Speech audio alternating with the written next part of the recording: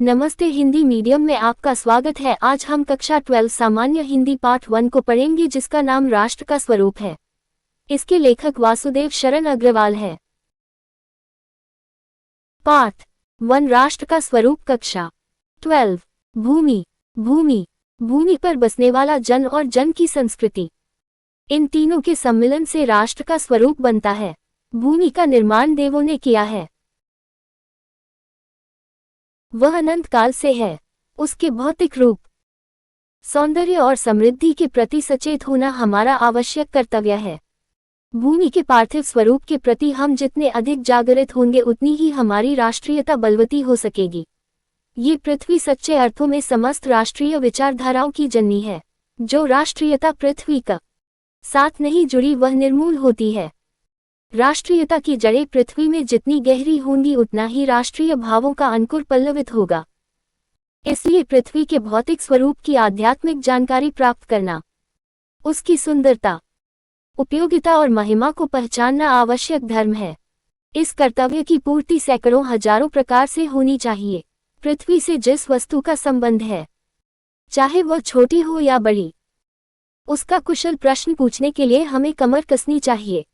पृथ्वी का सांगोपांग अध्ययन जागरणशील राष्ट्र के लिए बहुत ही आनंददायक कर्तव्य माना जाता है। गांवों और नगरों में सैकड़ों केंद्रों से इस प्रकार के अध्ययन का सूत्रपात होना आवश्यक है। उदाहरण के लिए, पृथ्वी की उपजाऊ शक्ति को बढ़ाने वाले मेघ जो प्रतिवर्ष समय पर आकर अपने अमृत जल से इसे सींचते हैं, हमारे अध्ययन की परिधि के अंतर्गत आने चाहिए। उन मेघों से परिवर्तित प्रत्येक वनस्पति और वृक्ष का सूक्ष्म परिचय प्राप्त करना ही हमारा कर्तव्य है।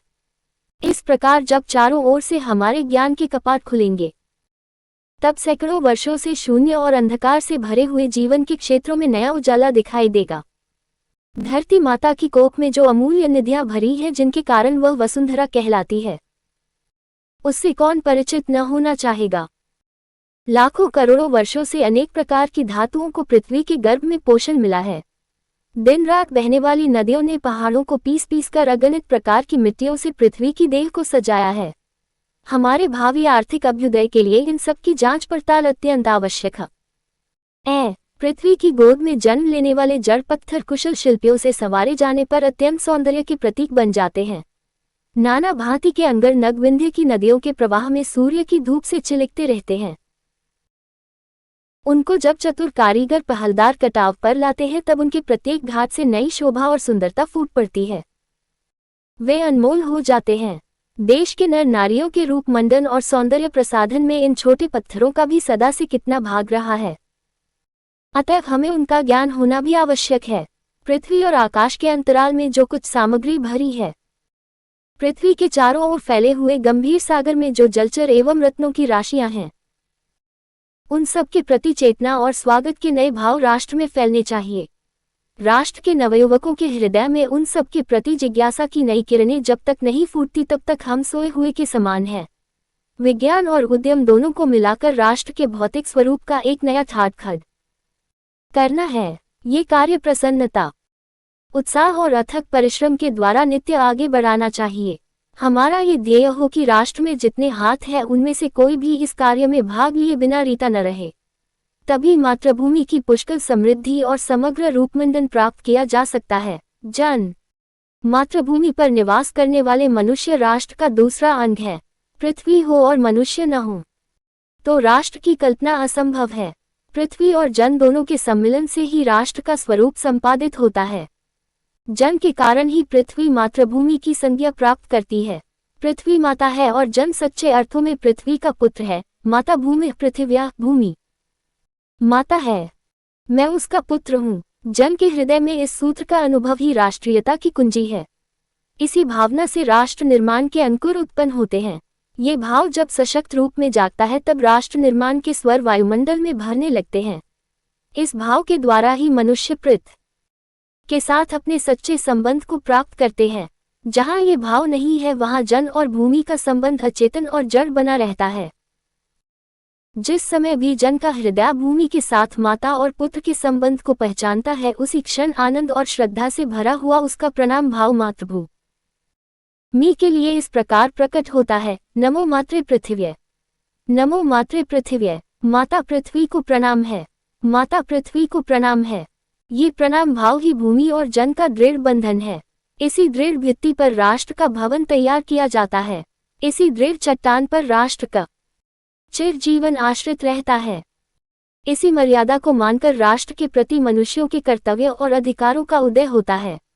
जो जन पृथ्वी के साथ माता और पुत्र के संबंध को स्वीकार करता है, उसे ही पृथ्वी के वरदानों में भाग पाने का अधिकार है। माता के प्रति अनुराग और सेवा भाव पुत्र का स्वाभाविक कर्तव्य है।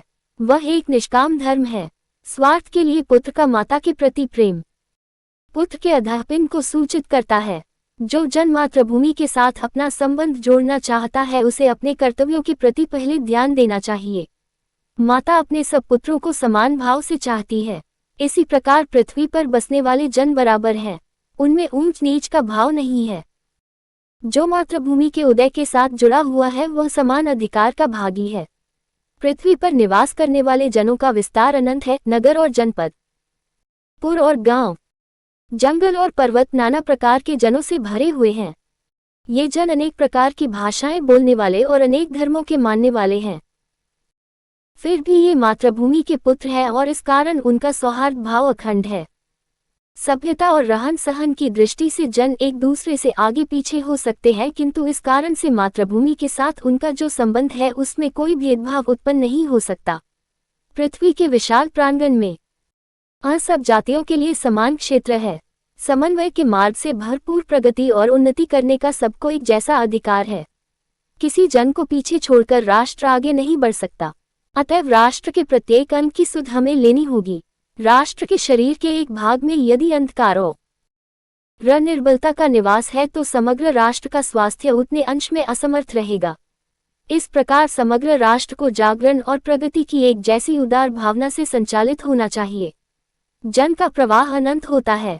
सहस्रों वर्षों से भूमि के साथ राष्ट्रीय जन ने तादात्म्य प्राप्त किया है। जब तक सूर्य की रश्मियां नित्य प्रातःकाल भुवन को अमृत से भर देती है, तब तक राष्ट्रीय जन का जीवन भी अमर है।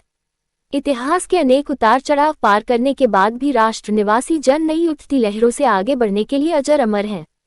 जन का संतत्वा ही जीवन नदी के प्रवाह की तरह है, जिसमें कर्म और श्रम के द्वारा उत्थान के अनेक घाटों का निर्माण करना होता है। संस्कृति। राष्ट्र का तीसरा अंग जन की संस्कृति है।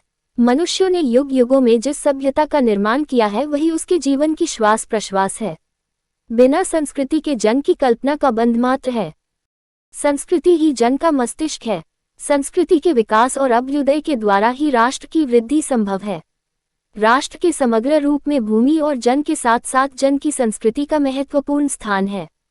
यदि भूमि और जन अपनी संस्कृति से विरहित कर दिए जाएं, तो राष्ट्र का लोप समझना चाहिए। जीवन के वितप का पुष्प संस्कृति है। संस्कृति के सौंदर्य और सौरभ में ही राष्ट्रीय जन के जीवन का सौंदर्य और यश अंतर्निहित है। ज्ञान और कर्म दोनों के पारस्परिक प्रकाश की संज्ञा संस्कृति है। भूमि पर बसने वाले जन ने ज्ञान के क्षेत्र में जो सोचा है और कर्म के क्षेत्र में जो रचा है, दोनों के रूप में हमें राष्ट्रीय संस्कृति के दर्शन मिलते हैं। जीवन के विकास की युक्ति ही संस्कृति के रूप में प्रकट होती है। प्रत्येक जाति अपनी अपनी विशेषताओं के साथ इस युक्ति को निश्चित करती है और उससे प्रेरित संस्कृति का विकास करती है। इस दृष्टि से प्रत्येक जन की अपनी अपनी भावना के अनुसार पृथक पृथक संस्कृतियां राष्ट्र में विकसित होती हैं, परंतु उन सबका मूल आधार पारस्परिक सहिष्णुता और समन्वय पर निर्भर है। जंगल में जिस प्रकार अनेक लता, वृक्ष और वनस्पति अपने अदम्य भाव से उठते हुए पारस्परिक सम्मिलन से अविरोधी स्थिति प्राप्त करते हैं, उसी प्रकार राष्ट्रीय जन अपनी संस्कृतियों के द्वारा एक दूसरे के साथ मिलकर राष्ट्र में रहते हैं। जिस प्रकार जल के अनेक प्रवाह नदियों के रूप में मिलकर समुद्र में एकरूपता प्राप्त करते हैं, उसी प्रकार राष्ट्रीय जीवन की अनेक विधियां राष्ट्रीय संस्कृति में समन्वय प्राप्त करती हैं। समन्वययुक्त जीवन ही राष्ट्र का सुखदायी रूप है। साहित्य, कला, नृत्य, गीत, आमोद प्रमोद अनेक रूपों में राष्ट्रीय जन अपने अपने मानसिक भावों को प्रकट करते हैं। आत्मा का जो विश्वव्यापी आनंद भाव है, वह इन विविध रूपों में साकार होता है। यद्यपि बाह्य रूप की दृष्टि से संस्कृति के ये बाहरी लक्षण अनेक दिखाई पड़ते हैं, किंतु आंतरिक आनंद की दृष्टि से उनमें एक सूत्रता है। जो व्यक्ति सहृदय है वह प्रत्येक संस्कृति के आनंद पक्ष को स्वीकार करता है और उससे आनंदित होता है। इस प्रकार की उदार भावना ही विविध जनों से बने हुए राष्ट्र के लिए स्वास्थ्यकर है। गांवों और जंगलों में स्वच्छंद जन्म लेने वाले लोकगीतों में, तारों के नीचे विकसित लोक कथाओं में संस्कृति का अमित भंडार भरा हुआ है, जहां से आनंद की भरपूर मात्रा प्राप्त हो सकती है। राष्ट्रीय संस्कृति के परिचय काल में उन सबका स्वागत करने की आवश्यकता है। पूर्वजों ने चरित्र और धर्म विज्ञान, साहित्य, कला और संस्कृति के क्षेत्र में जो कुछ भी पराक्रम किया है, उस सारे विस्तार को हम गौरव के साथ धारण करते हैं और उसके तेज को अपने भावी जीवन में साक्षात देखना चाहते हैं।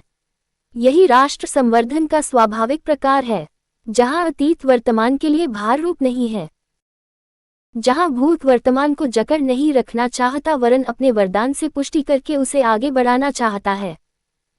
उस राष्ट्र का हम स्वागत करते हैं। वासुदेवशरण अग्रवाल। अगर आपको ये वीडियो अच्छी लगी हो तो चैनल को सब्सक्राइब करें और एक लाइक जरूर करें। धन्यवाद।